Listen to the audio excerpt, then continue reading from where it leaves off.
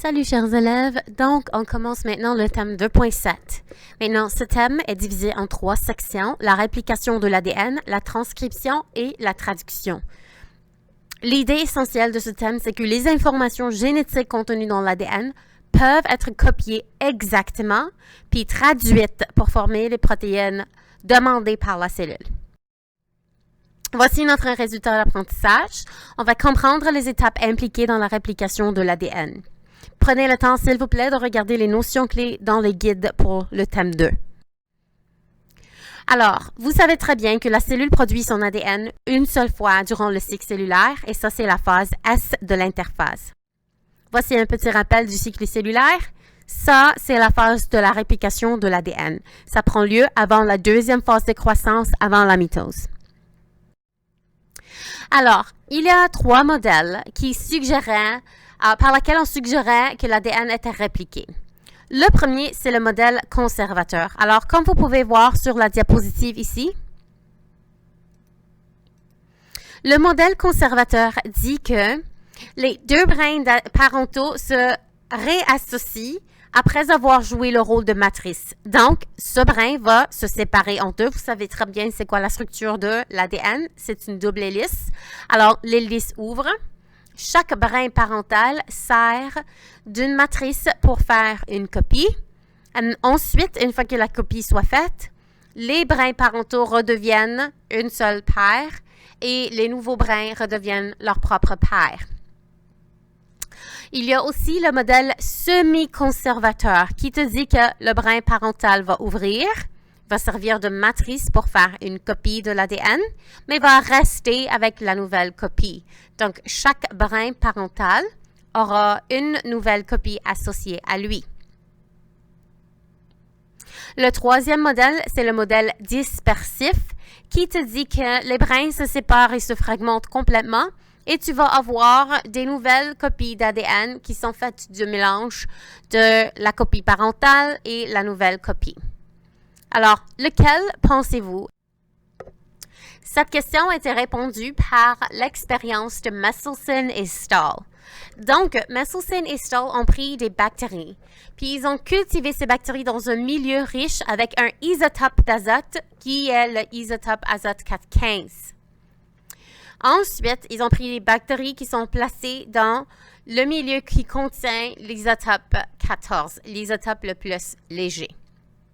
D'habitude, quand on fait la centrifugation, qui est comme un vortex, ce qu'on obtient, c'est ça. Donc, on obtient une couche au centre. Après la première réplication, ça veut dire que le mélange est fait de N14 et N15. Mais après une deuxième centrifugation, on a vu qu'il y a toujours la première tâche avec l'échantillon mélangé et il y a une autre tâche qui contient l'isotope léger seulement. Alors, c'est quoi les conclusions de Messelson et Stahl? Premièrement, ceci élimine, avec la première réplication, ça élimine tout de suite le modèle conservateur. Parce que si le modèle conservateur était le cas, on aurait vu une bande à la place où N15 est supposé d'être produit. Mais ça n'a pas été le cas, on a seulement vu des bandes au milieu. Alors, on peut éliminer le modèle conservateur. Maintenant, entre l'option du modèle semi-conservateur et le modèle dispersif, les deux vont donner après la première implication, une bande combinée de N15 et N14 en même temps. Mais après une deuxième réplication, si c'était le modèle semi-conservateur, on devrait voir une bande mélangée et une bande avec l'isotope léger seulement, ce qui était le cas, et ceci justifie tout de suite le modèle semi-conservateur, et on peut éliminer le modèle dispersif. Qu'est-ce qu'on aurait dû voir avec le modèle dispersif? Avant de continuer avec cette vidéo, je vais vous demander de la mettre sur pause, de visionner l'explication de McGraw-Hill une autre fois pour l'expérience de Messelson et Stahl, et puis de jouer avec l'animation de Edumedia. Vous avez le nom d'utilisateur et le mot de passe sur Classroom. Alors, bienvenue. D'après ce que vous avez visionné, on sait 3 choses. Premièrement, que la réplication de l'ADN se fait ainsi. Chacune des base azotée peut seulement se lier à son partenaire. Vous savez la règle de chaque graphe. Une purine doit être liée à une pyrimidine. Le A se lie avec T en utilisant 2 liaisons hydrogène et le C avec le G en utilisant 3 liaisons hydrogène. On sait aussi que les 2 nouveaux brins seront identiques au brin original. On sait que chaque nouvelle hélice contient un brin original et un nouveau brin, que la réplication de l'ADN à l'aide de l'expérience de Messelson et Stoll, on a conclu que c'était semi-conservateur. Maintenant, on va commencer à parler du processus lui-même. Êtes-vous prêts? Le processus est semi-conservateur et il est constitué de 3 phases. L'activation, ou on appelle ça l'initiation. Ensuite, la deuxième étape, c'est l'élongation. Et finalement, la dernière étape, c'est la terminaison. Passons ensemble à travers ce qui se passe dans chacune de ces étapes. Voici l'histoire de la réplication de l'ADN. L'initiation débute par une séquence spécifique qu'on appelle l'origine de réplication. On a ici une enzyme, la première enzyme, le premier joueur dans notre histoire, c'est l'hélicase. L'hélicase vient du mot hélice. Sa job, c'est de dérouler la double hélice. Donc, ce qu'elle fait, sa job, c'est de briser les liaisons hydrogènes entre les paires de bases pour séparer les 2 brins. Ensuite, on a les protéines fixatrices d'ADN monocaténaires, ou tu peux dire simplement SSB. Leur job, c'est de stabiliser les nouveaux brins d'ADN et de les empêcher de s'enrouler de nouveau ou de former une double hélice encore. Ça va servir maintenant de matrice les brins ouverts. La deuxième enzyme qui entre en jeu, c'est la topoisomérase 2. Donc, sa job, c'est de réduire la tension sur les sections de la double hélice qui se trouvent à l'avant des fourches de réplication.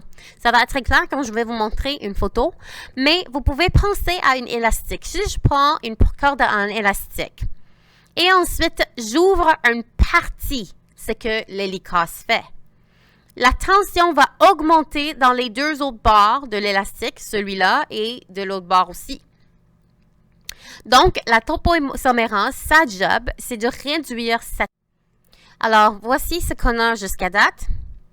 On a la bulle de réplication, les fourches de réplication et l'origine de réplication, la place où la réplication de l'ADN a pris lieu. Vous allez réaliser qu'on peut seulement aller dans une seule direction. Donc, on va avoir un brin qu'on va dire le brin discontinu et le brin directeur. Et ceci va être clarifié dans les prochaines diapos. Maintenant, parlons de l'élongation. La synthèse de nouveaux brins d'ADN débute par de courts fragments d'ARN qu'on appelle les amorces.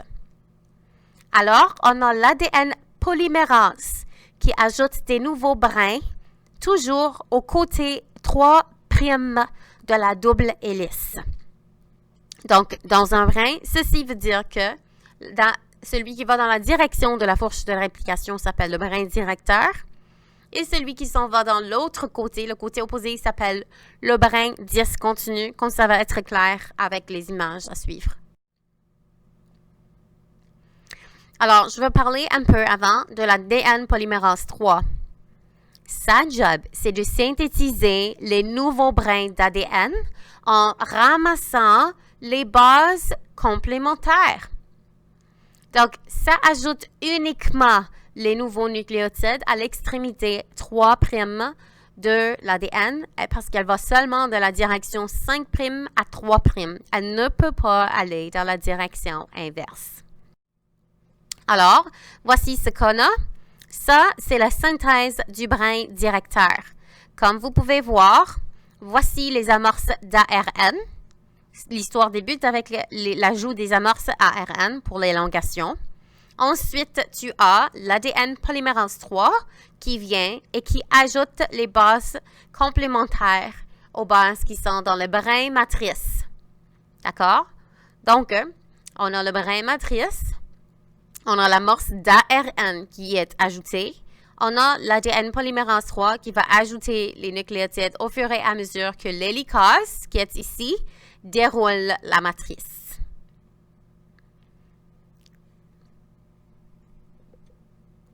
N'oubliez pas que l'ADN polymérase peut seulement aller du côté 5' à 3'. La synthèse du brin discontinu est un peu différente. Donc, le brin discontinu est le brin qui va du côté 3 à 5 et l'ADN primase peut seulement aller de 5 à 3. Alors, ceci veut dire qu'ils doivent ajouter des petits fragments une partie à la fois. Ces fragments s'appellent les fragments d'Okazaki. Les fragments d'Okazaki sont les fragments d'ADN placés sur le brin discontinu.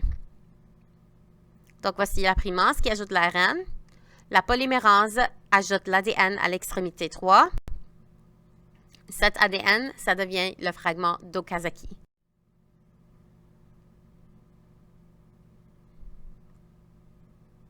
L'ADN polymérase 1 entre en jeu maintenant. Sa job, c'est de remplacer le petit amorce qui a été placé au début d'ARN par de l'ADN. Ensuite, on a l'ADN ligase. Ligase va lier les nouveaux brins qui viennent de se former avec le brin d'ADN que l'ADN polymérase 1 vient d'ajouter. La dernière étape de la réplication de l'ADN, c'est la terminaison. Donc, dès que le nouveau brin sont formés, ils reprennent la structure de la double hélice.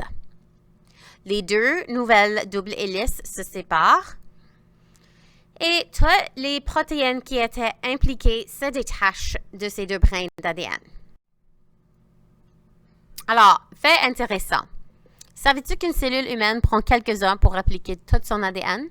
Si tu tapais une lettre par seconde du code, donc on a environ 3 milliards de bases dans le génome humain, ça va nous prendre 100 ans pour le faire, avec une erreur à chaque 30 ans. Tout ça, la cellule le fait dans quelques heures seulement. C'est fascinant, n'est-ce pas?